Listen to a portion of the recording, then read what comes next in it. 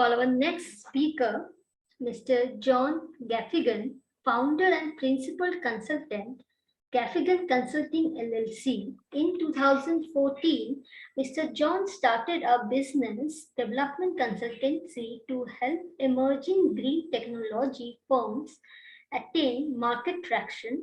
After graduating from Holy Cross from 1985 to 1997, he joined his first startup in 1997 to run sales for a high-efficiency interior lighting ballast manufacturer, FlexiWatt, and he will be sharing his insights on the topic. You have a compelling sustainability offering. That's great. How do you go to market? Over to you, Mr. John. Good morning, good afternoon, or good night, based upon wherever you're viewing this today. What we're going to talk about in economics or economics is how you bring what I say is profit and planet together. I appreciate the intro on my background. What I've been doing for the past 8+ years is building a consultancy that will take innovative, high-tech, green technologies to market. And what I hope you get out of this talk today is whether you're on your first client or your 10th client, wherever you are in the season of your company's life, if you're a for-profit business, your top focus is to grow revenue, build your client portfolio, and be successful and be profitable. So I'd like everybody here to be able to build a durable venture that will stand the test of time. And now here on this, how do you grow your market? So I think back to my first boss. How do you build your market? My first boss in 1985, Rob Howard, said in a lobby of everybody assembled, young sales team, what is in common between the marble foyer, the draperies, the furniture, the PBX phone system, because we were all reps for RCA at the time. And after a little bit of discussion and confusion, he said, somebody sold these. And so what I mean by that is that there's a great deal of value in the transactional velocity of marketing products. So this is what we're going to talk about today, is how you're going to go to market. And I'm going to take kind of like an investigator's eyes, like a whodunit spy thriller mystery here. There are 6 personas. The top 3 are internally facing personas. The bottom 3 are largely externally facing personas. But the success and the likelihood of success is that you, the innovator, have to be the one that is structuring a compelling storyline across that whole dial there. And this is like the top question. Are you poised for success?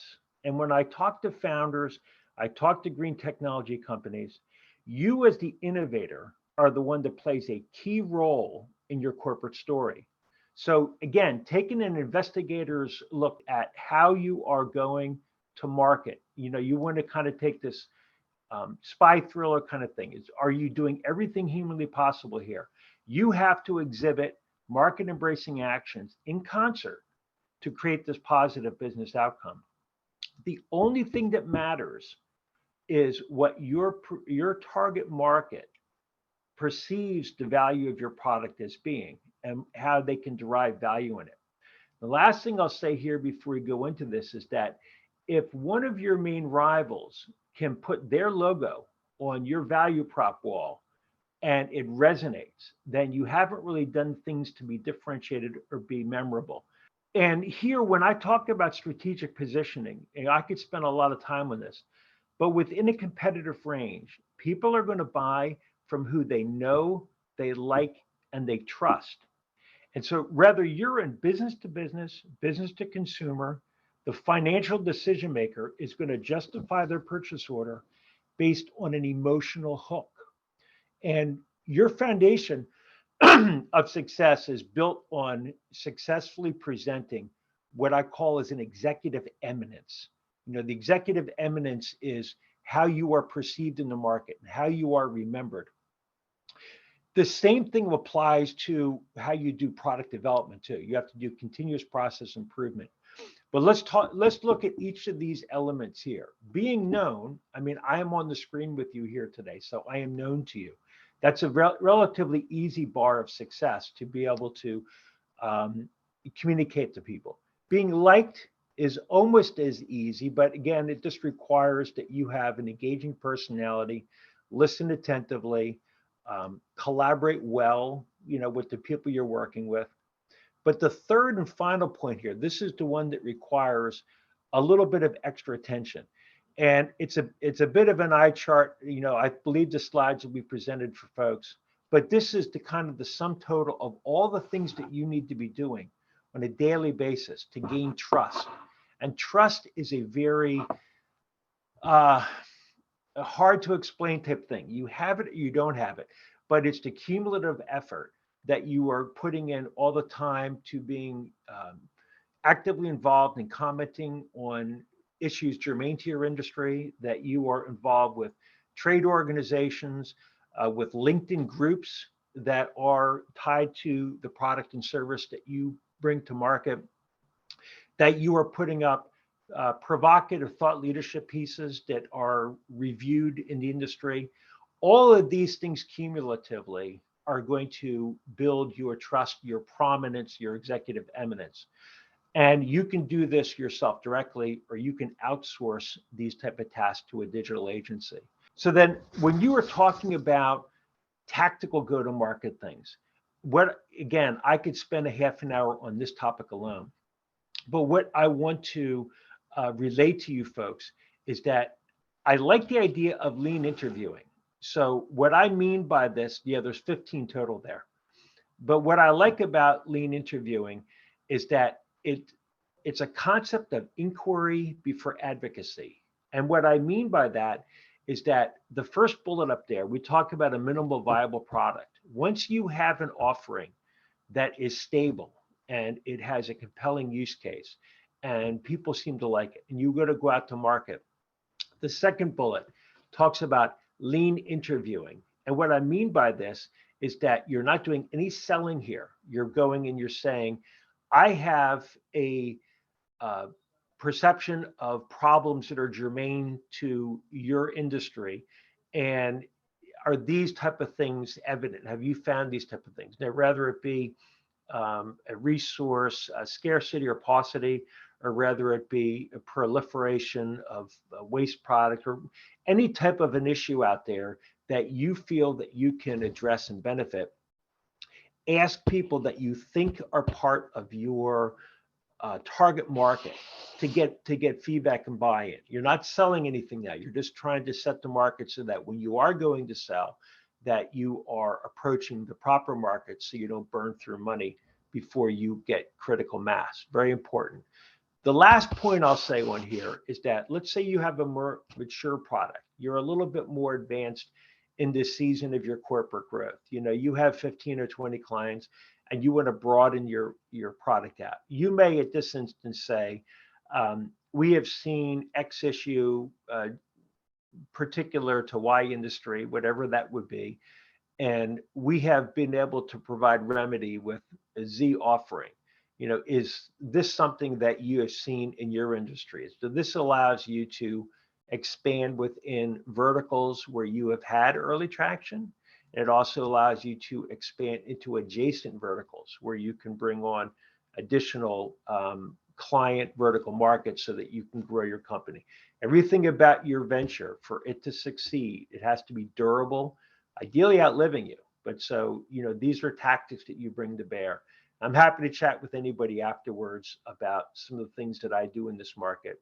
But let's see if we go to the next slide here. This is called the financier. So this is kind of like 2 o'clock on the dial. If we go back to the original 6 elements here.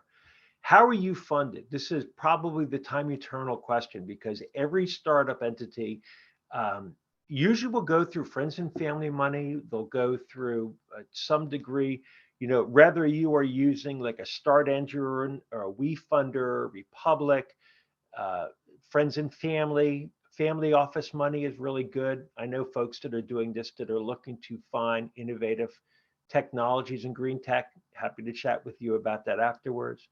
Directed loan organizations. There's numerous places where you can go get money.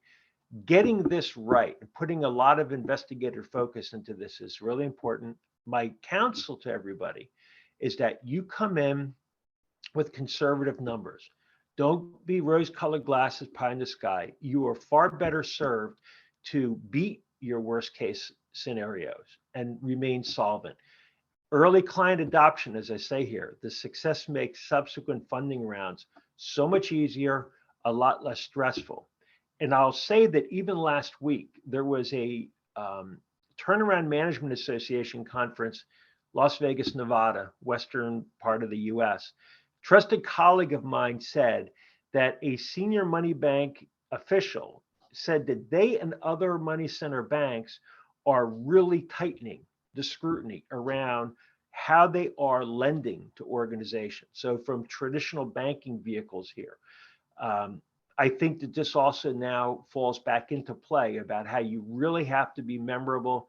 You have to be differentiated. You have to do things where you're exhibiting thought leadership in your market space. All of these are precursors that would lend themselves to you getting funded and more quickly getting more early adopter clients coming on board, which again helps to fuel your organizational growth. Getting the sales and marketing role right, I believe is, again, another foundational building block of your startup, emerging company, growth company success. Everybody, even Fortune 500s, have to get sales and marketing right. So you as the founder, again, you are cascading culture across your organization. It should be an inclusive culture where all the teams, sales and marketing and other, have good two-way feedback. Do this with your clients, get ample feedback that will help inform your roadmap decisions. But the biggest problem that people have outside when they get their minimal viable product is, do I have the budget to do the things that I want to do? And I will tell you that there are two key points to this here, is that number one, a lot of startups don't have $150,000 US or whatever the currency is globally to hire on a professional VP of sales. They don't have $150,000 or more to hire on a chief marketing officer. Yet you need the output product of these roles. So we live in an era now where it is perfectly acceptable to outsource to organizations that will do this. There are really good digital agencies that are also coupled with lead generation that can help you with these roles. I'd also think that the founder should be removed one step from the client. And by that, what I say is that you don't want to be the chief technologist and the business developer and the janitor taking the trash out and all these roles, because you'll be seen as kind of doing too many tasks and a master of none.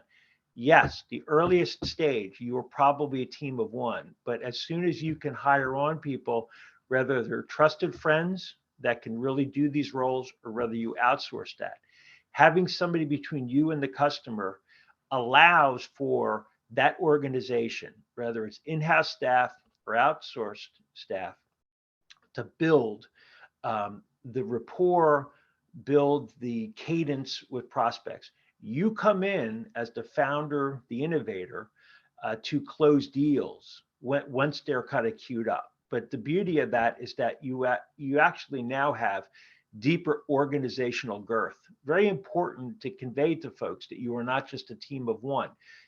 You can have 4 or 5 fractional people up on your logo wall and show a much more robust organizational org chart.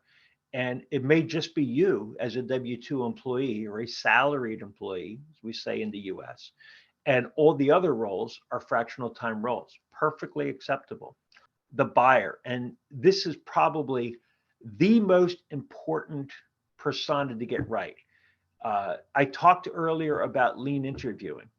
What's really important about that is that if you look at it, spending your money, the precious money you have, whether it be friends and family money or whether you get various lending vehicles, you have to decide this right. By doing that lean interviewing, you're now focusing more of your energy and attention on what you perceive as being receptive end user buyer markets. The last point I'll put on there is that you really want to be fluid. You want to fail quickly. And by that, I'm saying that if you are barking up the wrong tree, go somewhere else. Do aggressive, what we call as A/B testing. So you think the premise will work here, it's not working here. Let's do a B testing. Let's move our premise line over here. And again, take an investigator's mindset to all this. Very important so that you get this right. The buyer is the key ingredient for you to have further ability to get funds and further ability to get more clients, because people buy from folks they know, they like, and they trust, and having ample call outs. Get your clients when they become early adopter clients. Ask them at the early stage to say, would you be willing to give a kind of a call out box that we can put on our logo wall? Because this will help build your prominence, and this will help build your respect, within the organization. Slide 10 of my overview here, 5 more left to go. What's important about this is I'm collectively talking about all of the folks in your ecosystem that are part of your thought leadership. And associates are going to be trade partners. They're going to be industry thought leaders, fellow thought leaders. They're going to be joining. You can have, I think, upwards to 100 groups within LinkedIn on a premium account, and use your group selection wisely. Be involved with groups that are germane to your specific market space, and actively participate. Comment upon other people's posts. Put up posts yourself. Really show this is, when I say associate, this is everybody that's around you that can be of value for you. This is going to bolster your trust dynamic. And to the extent that you do this, you get a trove of goodwill that will build up with target prospects and your industry peers. And I would suggest that you would do this as a daily habit, whether you do it, your first thing in the morning, lunch break, afternoon, something. Spend 15 to 30 minutes every day just putting some material up there that really adds to your prominence. You could do this yourself or outsource to a really good digital agency. This is the last of the key components. And when we talk about the core team, I mentioned earlier that we live in an age where it's totally acceptable for you to have outsourced resources. So with the rise of Airbnb, Uber, Fiverr, these type of outfits, there is countless examples of ways you can outsource the CFO role, outsource the chief operating officer role, VP of sales, chief marketing officer. It's very cost effective, and it's 100% market accepted. What I also like about this is that you as the founder don't have to make an improper hiring decision. It's very difficult to unhook somebody that you bring on as a full-time salaried employee, but it is easy to change out parts if it just isn't a good strategic fit. Sometimes things do not work out under the best of intentions, but you can do an extended trial, try before you buy. Great solution for everybody would be that your venture is moving along forward, it's doing gangbusters, and you're asking some of these fractional resources, can you be full-time for me? That's a good problem to have for all the parties involved. But again, when money is tight, you don't have the funds to pay for these things, but you need to show these core people here. So again, building a strong team, I think, lends additional credibility for the financiers that are looking at you and thoughtfully saying, is this a company where I can get paid back? That's all the financier cares about. I lend money to this company. What's the likelihood I'll be paid back? And your prospects, your target customers, they're looking at you and the core team, and they're saying, do I sleep at night on Friday night, knowing that if there's a glitch or there's a down situation or something goes awry, that these are folks that are integrity based, that are honorable, that are going to, have my back. So these are all things that play in well. Um, and again, you're creating this kind of synergy of all these working in concert one with the other, all of these personas that we talked about. So some of these closing thoughts here is that I think, as I mentioned earlier, I'll reiterate here, can your main rival or rivals put their logo on your masthead and it reads perfectly well, like what they're doing? You want to be differentiated. You want to do things that are memorable. You want to do things that stand out. Work on your value prop. Work with consultative coaches about pulling out all the aspects of your value prop. Really investigate it hard so that what you were saying, are these things that my target customers should care about? If they're not, take it off your value prop statement. Don't talk about things that are distracting from improving the to be state from the as is for your customer. Everything you do, again, that investigator's eyes, like in a murder mystery, everything you're doing is surrounded around, does it benefit my customer perception in his eyes, her eyes, or in fact, that you can put tangible tactical dollars, ROIs. These are things that are important. People ultimately are going to buy from folks that they know, they like, and trust. But all things equal, you have to build all that prominence around you. And the last point I'll say on the closing thoughts here is, things like GBT, ChatGBT. There are a lot of great tools out there that you can use. Enabling tools, artificial intelligence. These are things that allow you to punch above your weight class. Really good digital agencies, and I know some I can talk with you about down the road, can help you with that. If you've done everything right across these 6 personas, you can clap and congratulate yourself. So you've done it. You've basically taken an investigator's mindset to all these things. These are topics that I've brought up to just kind of tease the thoughts. I want to create really thoughtful, introspective look by startup founders. And even if you are, a run rate company that you have built and developed yourself, are you innovating? Constantly be doing this. And again, if you've taken an investigator's eyes in each facet that we talked about, the financier, the sales and marketing, the buyer, the associates, the core team, the likelihood of your success is a lot better that you're going to succeed. This is a little bit of kind of added thoughts. And again, I'd be happy to have these slides be made available to everybody that wants to have them. Some of the newer authors out there, I pulled out some things. There are hundreds of things that you can draw from. And we live in an age where in information, you're just a few clicks away from getting a lot of really good nurturing material that can help you with your venture. The lean startup, 0 to 1, the hard thing about hard things. These are kind of really prescriptive. These are, I think these are great books to work, rework. These are great books for founders to be looking at, how are we going to market? Clayton Christensen, who unfortunately passed away from illness, he had How Will You Measure Your Life? He's also most noted for the Innovator's Dilemma, but I like philosophical looks at things. So that's a philosophical thing you can look at. The old school books, I'm going back to Dale Carnegie, How to Win Friends and Influence People, 1936.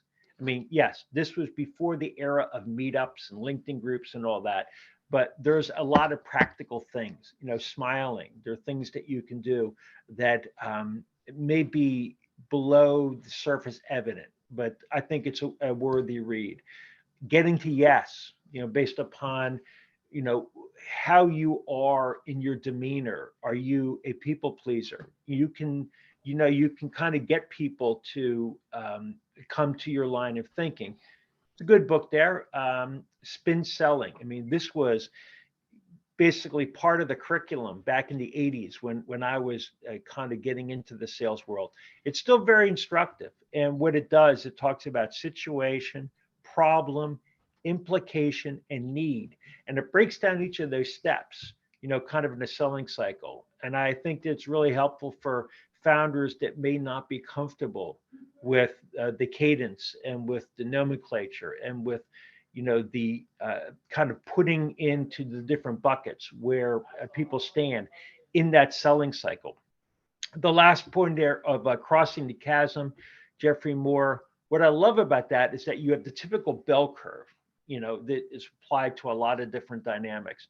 You have early adopters on the front end, you have kind of mid-range, and you have laggards. So crossing the chasm will help you kind of slot, what your target markets look like. I think it's a good book. It stands up. There's hundreds of authors out there. Get yourself just immersed into things. It's really worthy for you to nurture your brain and other things outside of your core product, thinking about things peripherally.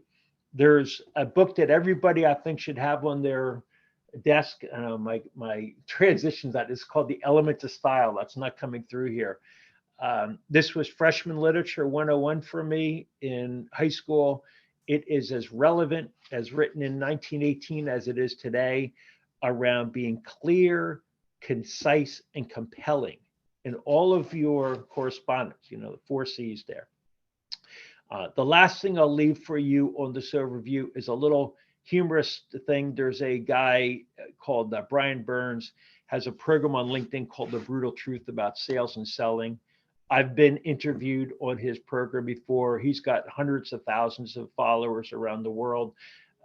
He takes an irreverent look at the sales cycle and things that matter. And if you're not familiar with it, I just encourage everybody to just look at some of his videos, connect with them on LinkedIn. There's a lot of stuff. It's a bit of a comedic take on the art of sales and selling, but it's spot on. And then the last thing here before Q&A, I'm linkedin.com in John Gaffigan. I'd ask anybody that found this to be helpful to reference that you're reaching out to connect from the GCPIT conference today, and that will give me a situational relevance. This is a little kind of Easter egg that I'll throw on the back end. You can make LinkedIn work as a little mini CRM if anytime you connect with somebody, you want to have the very first piece be how you came connected. So that's just something that I leave for you folks. And we have, I think, 7 minutes before the top of the hour for questions. And I'm happy to field any questions you folks may have. I hope you found this to be helpful for your personal journeys. Thank you, Mr. John. I would like to ask you questions. My first question is, how do you define sustainable innovation and its importance in the sustainable economic development?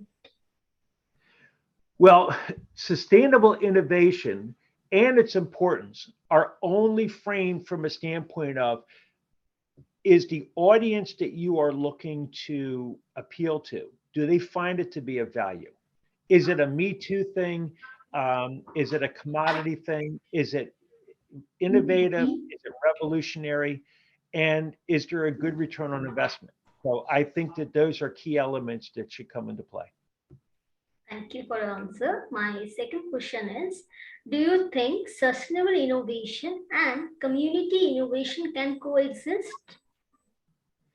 Yeah, I mean, I think they're kind of hand in hand. It's the cumulative effect of thousands of green and sustainable and renewable and circular economy solutions. All that cumulative horsepower is what's going to transform our economy. I believe that fact certain.